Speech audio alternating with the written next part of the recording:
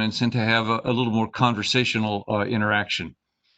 In my State of the College address in August, I turned to literature to frame our current circumstances in how we move forward. In Tolkien's The Lord of the Rings, two protagonists, Frodo and the wizard Gandalf the Grey, are talking, and Frodo says, "I wish it need not have happened in my time." The wizard Gandalf responds, "And so do I, and so do all who have lived to see such times." Gandalf goes on, "But that is not for them to decide. All we have to decide is what to do with the time that is given us." That exchange surely captures what we're going through, and that there are things we can control and things we cannot control during this historic time. I've shared that phrase, to decide what to do with the time that's given to us, to help us move beyond loss and despair to a sense of hope, commitment, and purpose to help guide us through the coming year. That phrase builds on the resilience that our students and faculty and staff demonstrated so well last spring and as we plan for the fall semester. Beyond COVID-19, white America has belatedly awakened to the racism, white supremacy, and racial injustice and violence that have been a regular and routine part of life among Black and Brown Americans for centuries. We recognize the pain from the delay in that recognition. Racism has long been embedded in our society and our institutions, including colleges and universities like ours, too often having position, privilege, and tradition drive how we function. This summer, we listened to students, alumni, and employees talk about their experiences and their ideas for change, and we shared our commitment and efforts toward this work, and I'll speak more about that topic in a few minutes. First, managing through a pandemic. This fall, we have about half as many students living in the residence halls as usual. About 3/4 of our course offerings are remote, with only 1/4 face-to-face. But our enrollments are within about 5% of last fall, which is a really good sign. Our schedule has all on-campus courses in presence ending before Thanksgiving, with final exams remote after that. We will provide later housing for students who face housing insecurity or who need campus access to technology to complete their coursework. Our first priority has been to keep everyone safe by mask wearing, social distancing, reduced density on campus, frequent hand washing, and a few other rules. Our students have been absolutely amazing in their compliance. They've recognized that their fall semester is at risk if we have an outbreak like other campuses have experienced in SUNY and elsewhere. We've relied heavily on educational approaches and encouragement to foster compliance, but we have removed, with some reluctance, students from campus who blatantly violated rules, putting themselves and others at risk. We've tried to emphasize a theme of we, not me. Our student affairs personnel have conducted something we call party patrol to be sure students are exercising appropriate cautions when they get together on or off campus to party. We've had great town gown collaboration in this work. We have several forms of COVID-19 surveillance testing underway so that we can detect cases as they arise to reduce chances of an outbreak. We've been testing students since early in the semester and more recently began testing employees through a pool saliva test. So in that test, 10 or so people provide saliva samples that are pooled. The pooled saliva is tested, and if it's negative, we know that everyone in the pool is negative. If the pool is positive, each individual sample has been retained and is tested to determine which individual or individuals in the pool are positive. We have tracing protocols in place when we do have a positive test result. We went for about 3 weeks without a positive test until earlier this week. We had one off-campus student test positive. That student had been away from campus for about a week before testing positive, so we're hopeful that this is a singular instance with no spread. The results of our on-campus tests have generated a positive result of 0.28. And if you've been tracking the news, you know that's well below the positivity rate in areas or on other campuses that have experienced outbreaks. I'm sure you can imagine what a relief it is to get a message like I did about 7:30 last night that our latest pool test results of 522 students and employees were all negative. What a relief. So we're cautiously optimistic about keeping this under control, but we know it can change in a heartbeat, and we have plans to pivot quickly as we did last spring should our situation change. Our plans for spring semester include a similar mix of face-to-face and remote course offerings to accommodate both students who seek an on-campus experience and those whose health or financial concerns demand that they remain at home. We have canceled spring break to avoid students traveling to far-flung places and bringing the virus back to campus. We've replaced that spring break with 5 what we're calling mind, body, and spirit days throughout the semester when no classes will be held to give students and professors a needed breather and a mental health break from this intense work. This has been hard and stressful for students and faculty as well as many staff. Students are finding remote instruction, especially asynchronous learning, exceptionally demanding.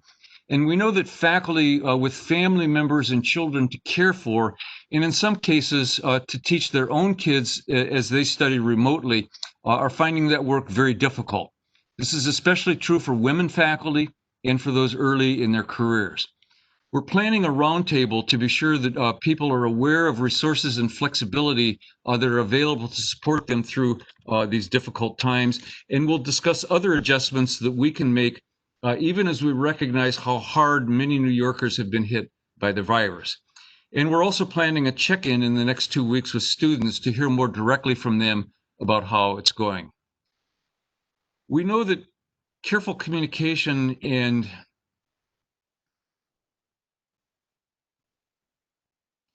I'm sorry. We know that careful communication with the community is important at all times, but especially during a crisis like we're living through. We've put together a daily digest that goes out at about 10 a.m. every weekday to keep students and employees apprised of key developments around COVID-19 and other matters. We also publish a daily dashboard that reports statistics on COVID-19 that our community needs to be aware of.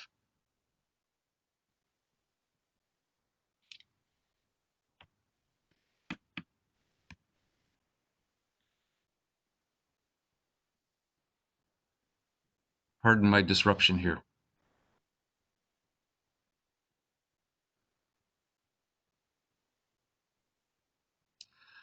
We've also put in place virtual and socially distanced programming, some of it outdoors, to provide on-campus and other students with important activities and outlets. And we have also mobilized special mental health supports, as we know the stresses of managing through the pandemic are putting additional burdens on many. We're dealing with unprecedented financial challenges that I wish were not happening in our time. We had a budget forum yesterday with employees to help everyone understand the tough times ahead.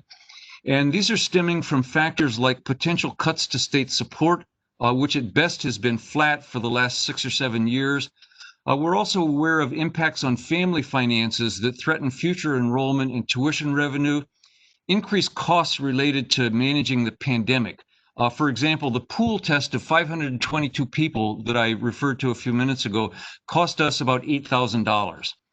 We've also lost revenue to sending students home last spring and needing to refund housing and meal plan costs, and from reduced on-campus presence this fall.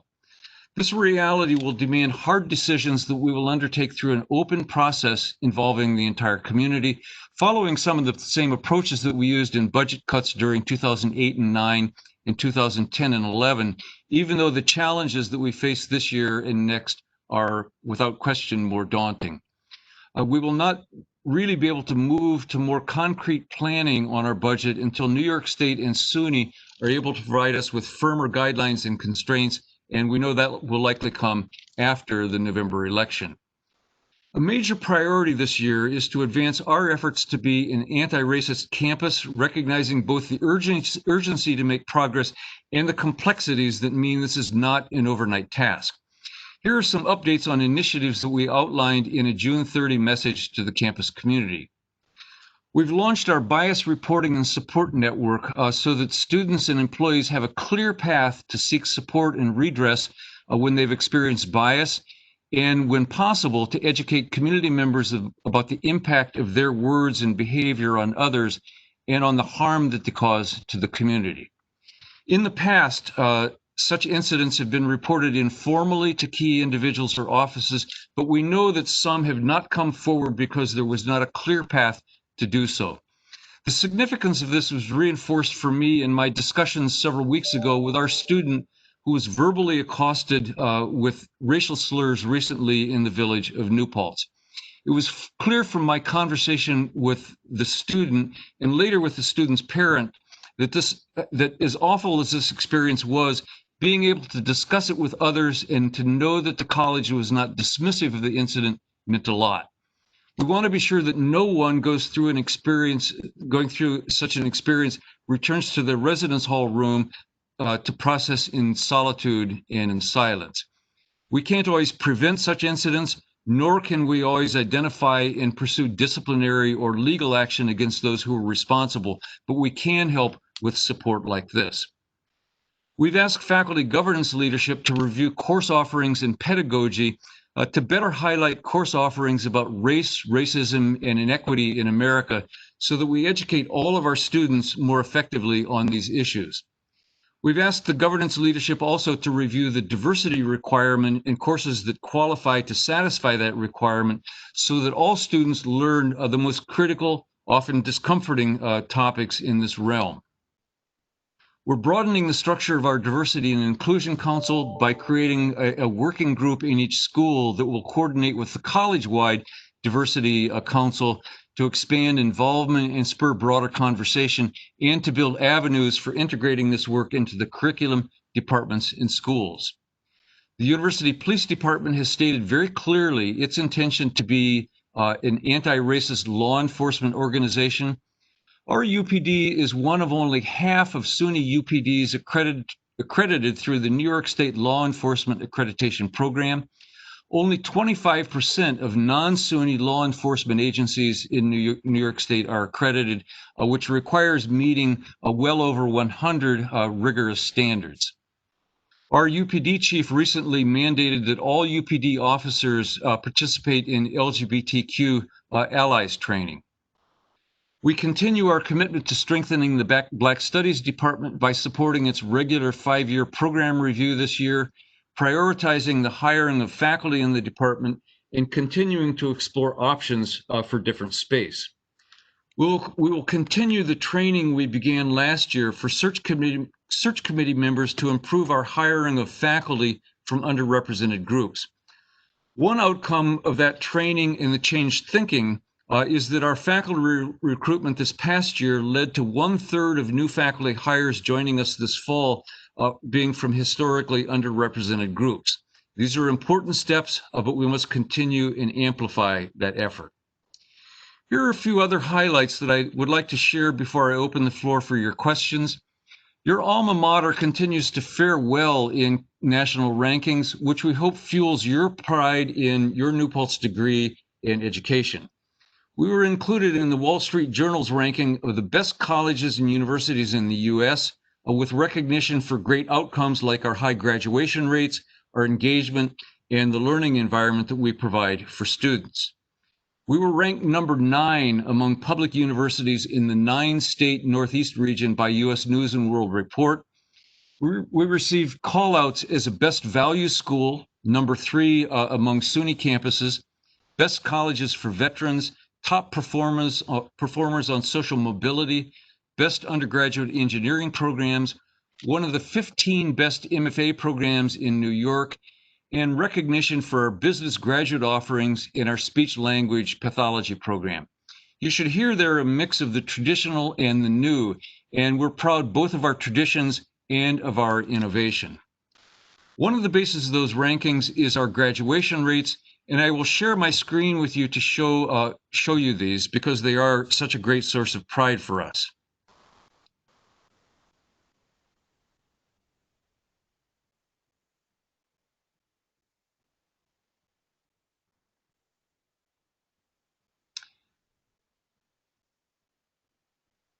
So the blue bars are the New Paltz graduation rates. The yellowish green are national averages. And one of the things that these figures show is that our graduation rates across the board are higher, far higher than national averages. That's true for all first-year students, moving across from left to right, for white students, Black students, Hispanic students, Asian students, Pell recipients, which is a measure of economic need, first-generation students, and students in our EOP program. We're proud not only of those high rates, but also of the small gaps in achievement as measured by graduation rate compared with national averages. So this bar in the two horizontal lines shows the national achievement gap. It's about a 33% graduation rate gap from the lowest to the highest.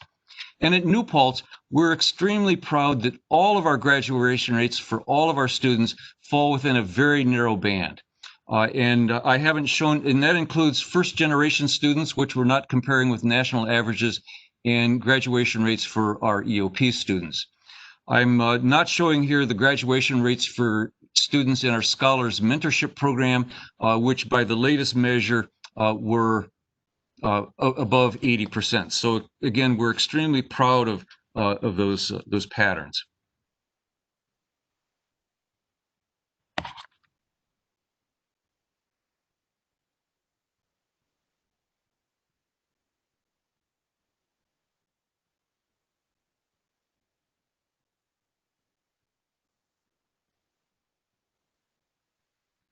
Okay, now I'm back with you. It's worth noting here that 46% of our incoming first-year students are from historically underrepresented groups.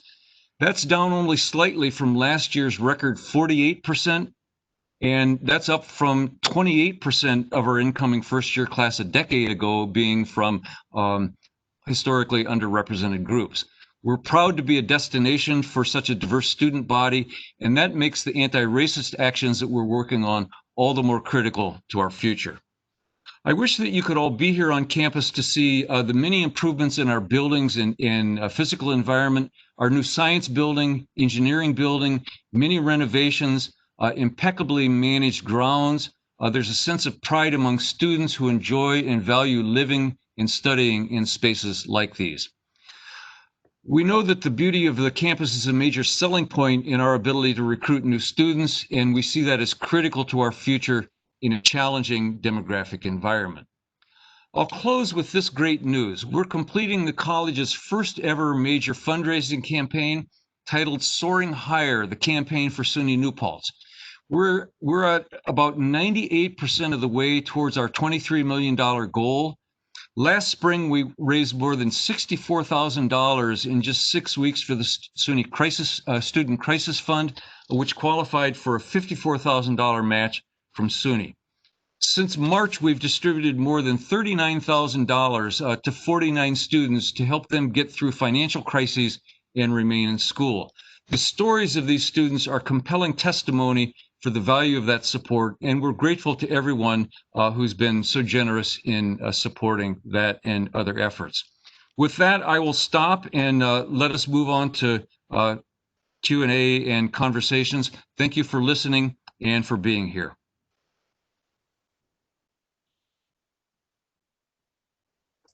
Thank you, President Christian. Yes, thank you, President Christian. Thank you all. This is Shana Searcy. I'm the Director of Alumni Relations, and Elizabeth Duguid is also here with me, who you met earlier in the presentation. So at this time, we're going to open up the floor for any questions you may have for President Christian.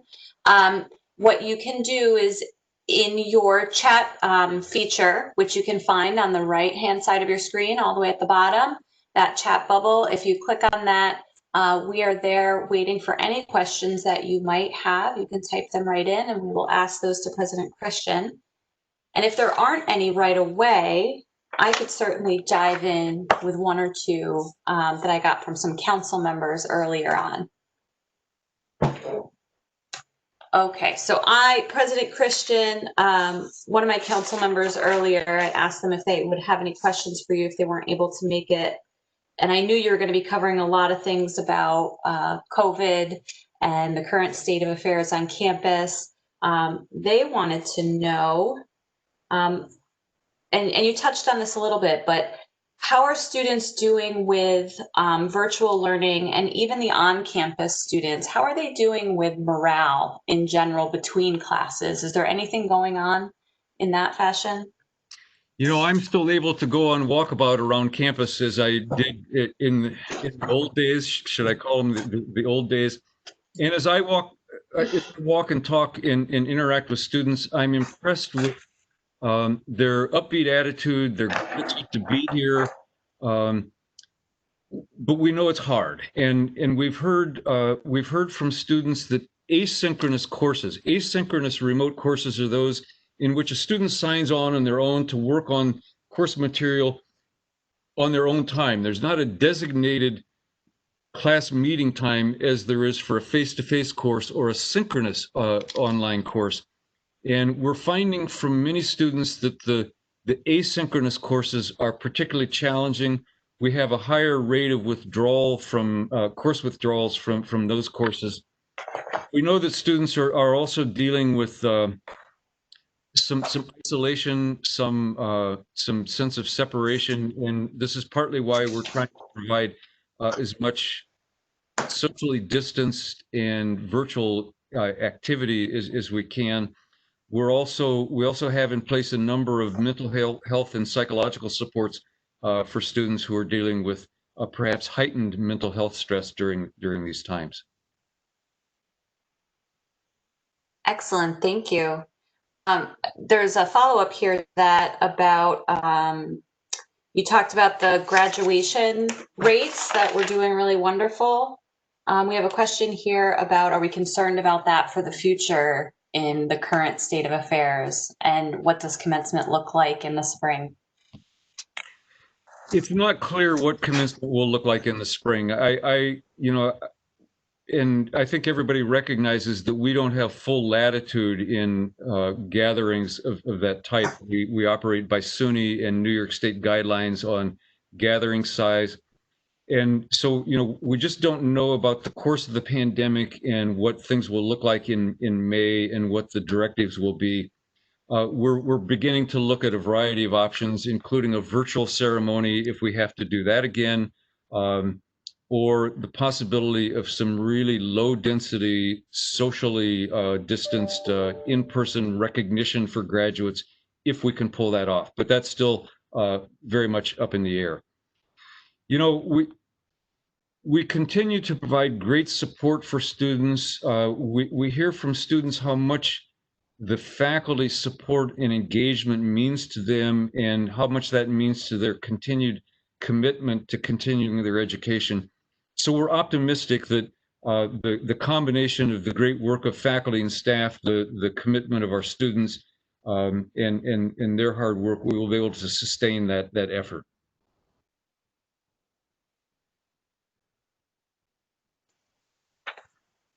Excellent, thank you. We have another question. Where's Hans today? Hans is home in bed. He likes his morning and afternoon naps. For those of you who don't know, Hans is my little 15-year-old dachshund who's quite lazy and sleepy these days. I'll tell him someone asked about him. Yes, he's joined us for a few of these in the past, I think, when you were doing them from your home. Yes. So we have some questions that are being sent to me as the host. I just want to remind folks, you can select everyone. That way Shana can also see the messages, but I will bring up the ones I have here. So Michelle DePaula Williams asks, how do you think COVID measures that are keeping students off campus affects the New Paltz efforts to become an anti-racist campus? Well, clearly the COVID measures, the social distancing, the mask wearing are having a bearing on how people interact with each other, and they're making it. We've had, as you may know, we've had over the summer and into the fall, we've had a number of virtual gatherings to hear from students and alumni and others, and about anti-racist efforts, about other topics as well. And those are going well. They've been more effective than we thought they might be, but they're not the same as having people all together in a same space where we can interact and exchange much more naturally than in a virtual world. We know also that a lot of our students have remained studying remotely for financial reasons or for health considerations, and I don't know the racial composition of students who are studying remotely, but I do know that a high percentage of our on-campus students are students in our educational opportunity program and scholars mentorship program. And so, we're seeing that I think the COVID-19 is having some impact on how we're interacting and how we're engaging in the critical discussions about race and racism and white supremacy in our country that we need to be addressing.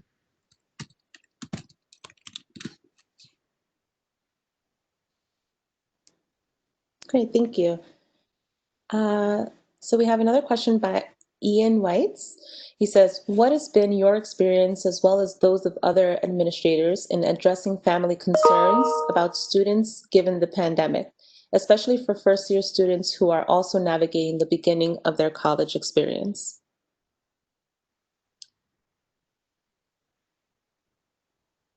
We hear from a number of parents and students, and we try to remind everyone partly to be sure that students and parents are aware of some of the resources that are available to support students. So we have extensive academic advising supports virtual. We use a program called Starfish, which is a program that if a faculty member gets a sense that a student is struggling in a course, this is a way they can provide an alert to academic advising. They will reach out to the student. Through the generosity of one of our alumni, we have a program in place through our Institute for Disaster Mental Health, which deals with a lot of crisis communication, support for communities and individuals who have been impacted by crisis, and a lot of quick and early intervention. And so this program that we've put in place has resulted in the training of a number of student ambassadors who have learned psychological first aid skills that they can apply for themselves, but they're also there to support other students. And we want to be sure that students on campus, and many of our first-year students are on campus, are available to take advantage of those experiences. We know that it's especially hard for these students, our first-year students, most of whom had a disrupted senior year in high school this past spring. So we recognize there's struggles there, and that's a group of students that we're trying to be particularly attentive to supporting.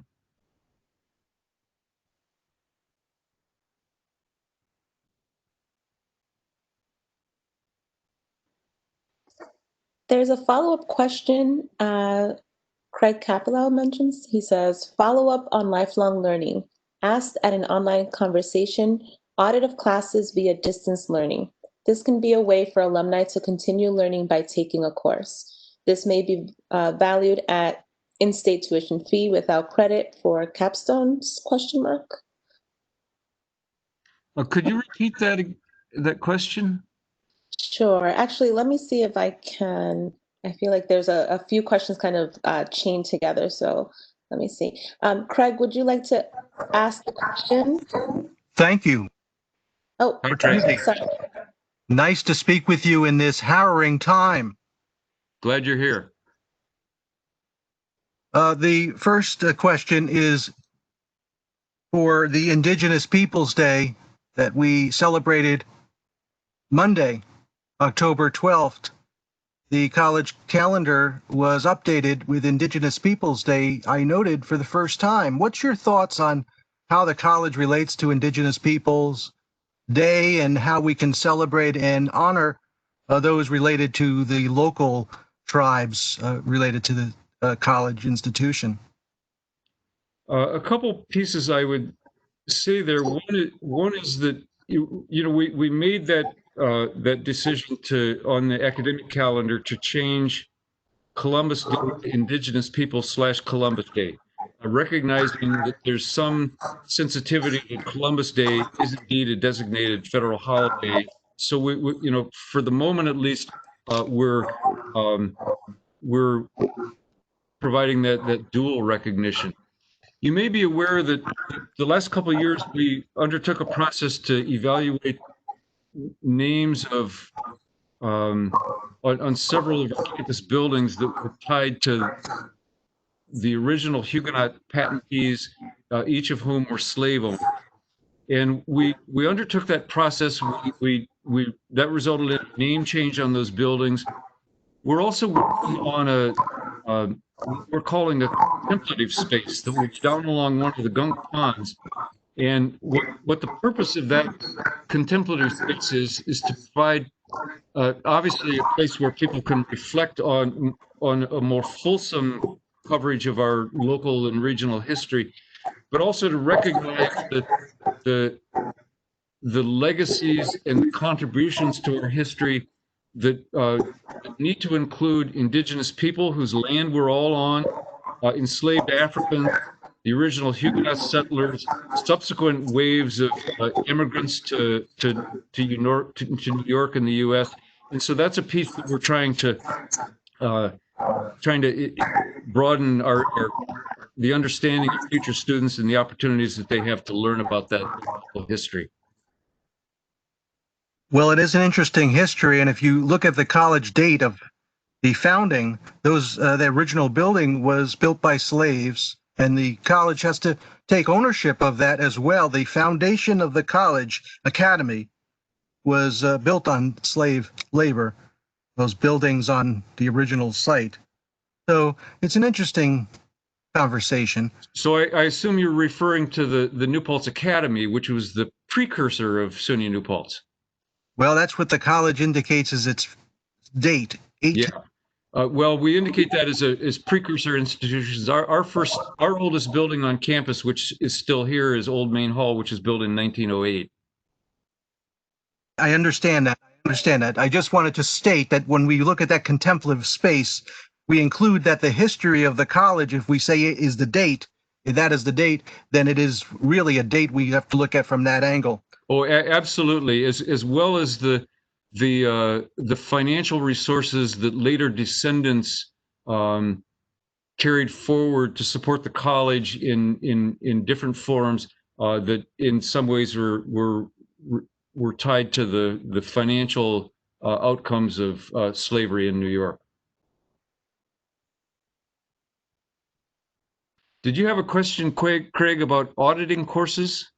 Well, that's really a very exciting idea, I think, for building revenue at a rate that the college may receive as intuition, sort of you're grandfathered in as an alum and distance learning, and well, it's not credit. So if someone could tie in, let's say 16 years later, as I did, when I arrived back in 2006, I took Communication Among Cultures with Dr. Ann Godding. Mm-hmm. Yes. Yeah. Well, she was awesome. And the distance learning worked for me because you could do it at your own pace, your own time. And of course, the computer helped because my spell check works. I didn't have that the first time, but I loved the course, and it was Blackboard, and it was. I felt like I was enrolled back at the college. The blue and orange it made me so proud. I opened up the computer and I was there again. So I think connecting with alumni with this offer, to fill some seats, not every course, because you have capacity and you have students that come first. But if there's a capstone, let's say I look at it as a capstone in communication for it. We didn't have internet. We didn't have the mass communication was very different. So I want to be up to date. I want to update my skills, and I want to reconnect with my alma mater. Why not? Well, why would I go anywhere else? I know the college. So I think it's a really, I think it's a program that you might want to look at to increase, revenue, really. It's a great thought, and one of the things that we've encouraged each other to look at are lessons learned from the pandemic that may be things that we will carry forward into the future when hopefully we're out of this pandemic mess. But certainly, if we continue a greater presence of online and remote instruction, in some ways it expands those opportunities for alumni to pursue auditing and other educational opportunities. So I appreciate that suggestion, and we'll keep looking at that. Well, I learned last time from you, Latinx. I said Latino, and you said that. And I didn't know what the word was, but I just took an online Zoom at another university. They're doing it like every day. The SUNY ESF. They're doing great programs. It's on my Facebook. You could see it. But it is amazing how you can learn in a Plainfield high school. I learned a lot. So these types of courses, I think it's all coming together.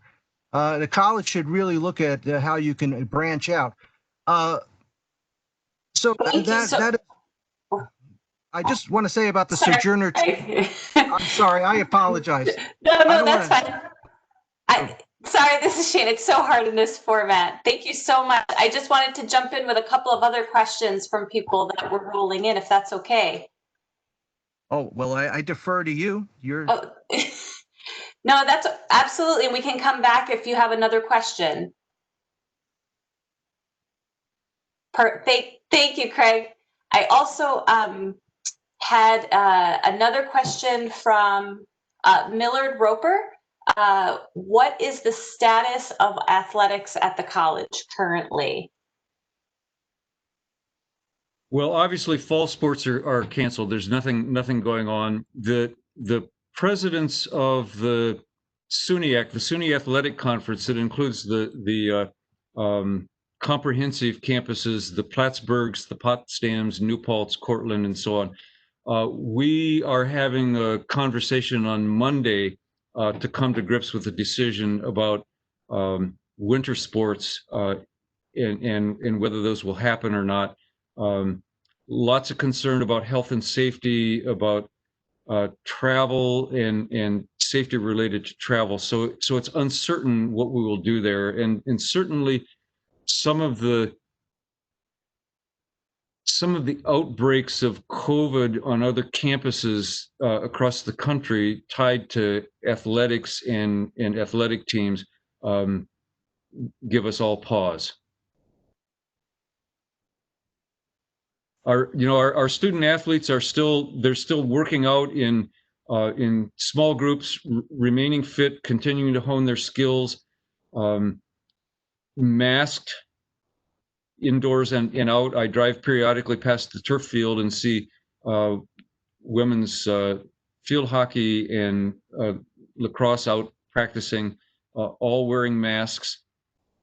Not every sport is the same. So if basketball is a much closer contact sport, volleyball likely the same. So we're taking those factors into account as well. And I understand that the UVC, the men's volleyball conference that we're a part of, is meeting in the next couple of days for the athletic directors to have a conversation about that as well.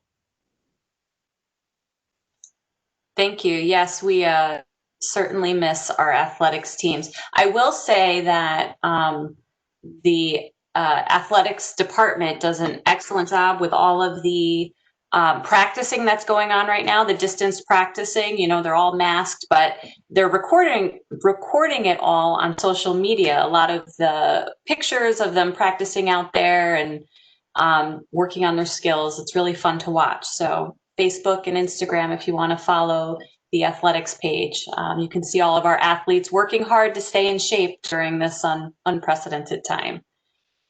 And Millard also followed up with and swimming. I don't think swimming was mentioned, but I assume they're in the same boat as everybody else. Yeah. Coming back to a similar question, I think, that Craig had earlier, but it's about auditing classes. And I don't think we specifically got to that, but are people allowed to audit classes that are being offered virtually at a cost right now?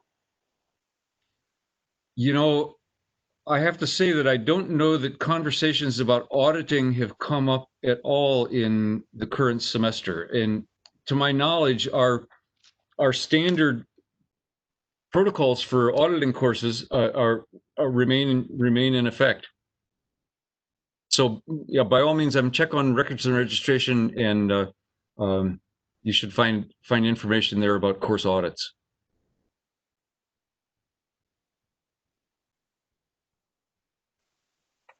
Excellent, thank you.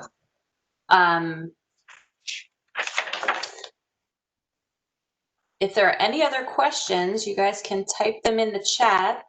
Elizabeth is doing some double Dutch managing behind the scenes, so if you put them in the chat to everyone, we'll all be able to see them. And we have just a few minutes left anyway, if there are any additional questions. Oh, someone wanted to bring up the what athletics is really taking on, kind of in the absence of some of their normal sports playing, and helping the college with our COVID testing. I think they're taking on a huge role in that area, right, President Christian? It's quite amazing. The pool testing that I mentioned is being overseen by one of our coaches.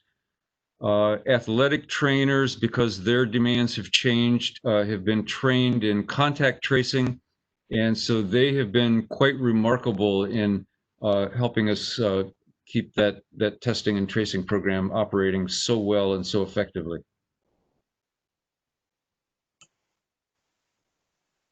I'll also mention I was a pool test volunteer a couple weeks ago, and they are always looking for volunteers. And I think alumni it is open to alum at this point to volunteer, but volunteering was really eye-opening just to be able to see all the faculty, staff, and students come in to do their part to make sure that we're all staying safe and catching anything early. And it was really nice just to see everyone face to face, because you don't get to see a lot of that these days. So. And we would love to have alumni volunteers be part of that. I will say that we have in place very clear protocols for social distancing. There are stickers on the floor that keep people in line 6 feet apart. Masks required. People are socially distanced in the testing room. Gloves, hand sanitizing. So it's done very carefully. Yes, thank you. We do have another question. It says, does the college still have the Big Brother program where a student corresponds with first years before they arrive? Wow. Do I have anybody from admissions on who could help me with that?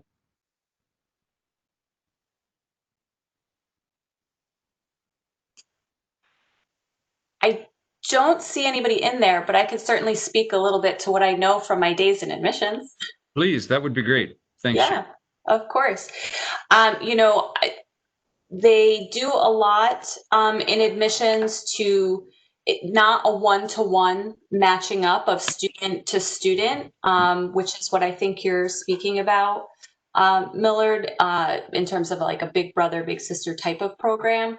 But they do have a full team of student ambassadors, 22 student ambassadors, who not only work with students in the admission kind of intake process and the recruiting process, but are there to continuously answer questions, speak on the phone, do programs for accepted students, so students who have been accepted coming back to the campus. We do a lot of things virtually, and especially even prior to this year, where they would be able to connect with students. But this year, I know just from kind of keeping tabs on admissions that they had to do everything, virtually for quite some time, and they were hosting a lot of sessions like this one or ones that, you know, all the students could kind of see each other and chat with each other. So they were doing their best to get students connected with each other, as well as with upperclassmen who are our student ambassadors, to make sure that they get their questions answered from a student perspective, not just, you know, a brochure or frequently asked questions area, and you know, really put a friendly face to the campus that they would be joining. So, and we did our accepted student open house virtually this year as well in the spring. Right. Yeah. Does that answer this question?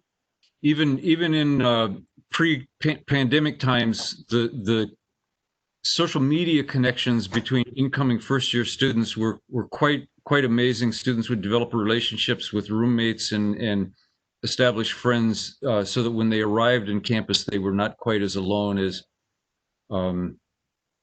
those of us who are more senior remember our first days on campus. Absolutely.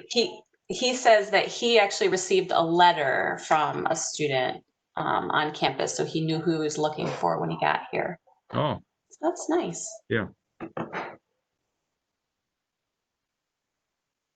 Excellent. And Liz, I'll just interject. Did you receive any additional questions for President Christian at this time? And if not, we might be wrapping up. I'm sorry, you might be able to hear my children in the background. School just ended. I do see one question or comment. Let me see. It says, I was president of the Outdoors Club. The natural area around the campus is so wonderful. Are on-campus students able to take outdoor trips to the gunks as a way to de-stress? We have a really amazing outdoor pursuits program.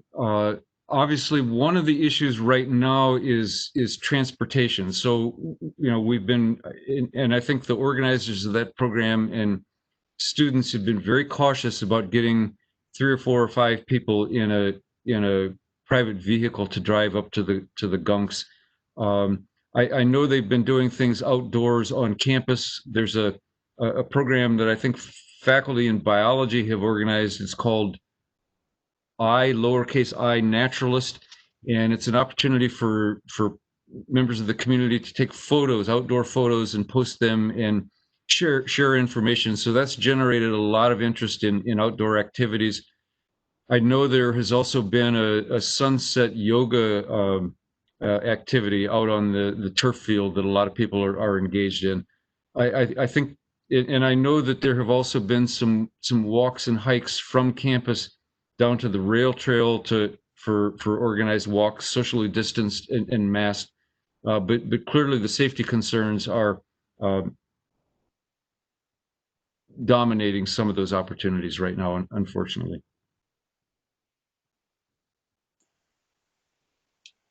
The gorgeous rail trail is still within walking distance of campus, though, so that's a good one I would recommend to students. Yeah. And there are no more questions. Thank you, Liz. Well, Thanks. we're just almost exactly on time, which is wonderful.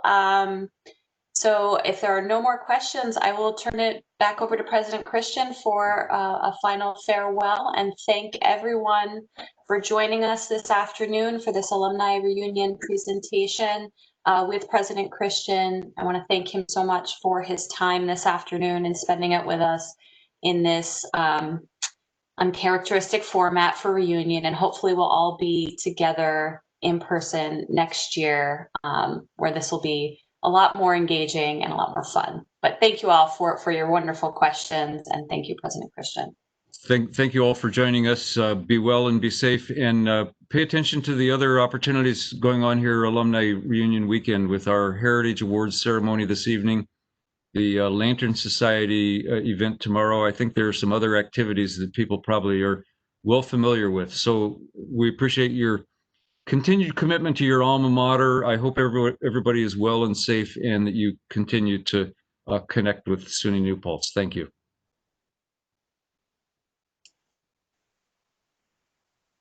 Thank you again. And yes, thank you for doing my plugs for me. I really appreciate that. Please check the reunion website for additional activities if you haven't already signed up for them. www.newpaltz.edu/reunion. And yes, we hope to see you all this evening and throughout the rest of the weekend.